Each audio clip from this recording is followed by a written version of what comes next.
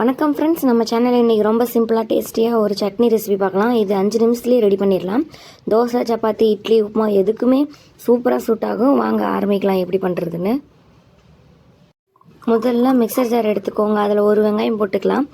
அதுக்கப்புறம் அதுலேயே ஒரு தக்காளி கட் பண்ணி போடுங்க. அதுக்கப்புறம் 6 பல்லு பூண்டை வந்துட்டு தோல் சீவாமல் போடுங்க.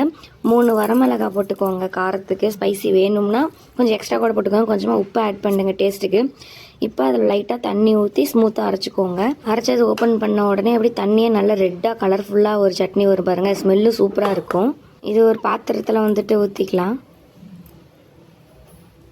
இப்போ தாளிக்கிறதுக்கு ஒரு சின்னதாக வடை சட்டி வச்சுட்டு அதில் எண்ணெய் தாராளமாக ஊற்றிக்கோங்க. இதுக்கு எண்ணெய் நிறைய ஊற்றினா சூப்பராக இருக்கும்.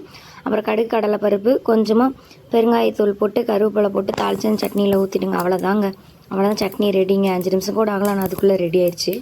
இந்த சட்னி வந்துட்டு இட்லி, தோசைக்கெலாம் தொட்டு சாப்பிட்டா சூப்பராக இருக்கும். சப்பாத்தி கூட சூப்பராக இருக்கும். இன்ஸ்டண்ட்டாக இட்லி, பொங்கல் கூட சூப்பராக சூட் ஆகும். ஸோ ஃப்ரெண்ட்ஸ், இந்த சட்னி நீங்கள் கண்டிப்பாக ட்ரை பண்ணுங்கள். ரொம்ப சிம்பிள், ஈஸி, ஹெல்த்தியாக இருக்கும். ட்ரை பண்ணிட்டு உங்கள் ஃபீட்பேக் கமெண்ட்டில் சொல்லுங்கள். வீடியோ பிடிச்சிருந்தா லைக் பண்ணுங்கள், ஷேர் பண்ணுங்கள், சேனலுக்கு சப்ஸ்கிரைப் பண்ணுங்கள். நம்ம நெக்ஸ்ட் ரெசிபியில் சந்திப்போம். தேங்க்யூ.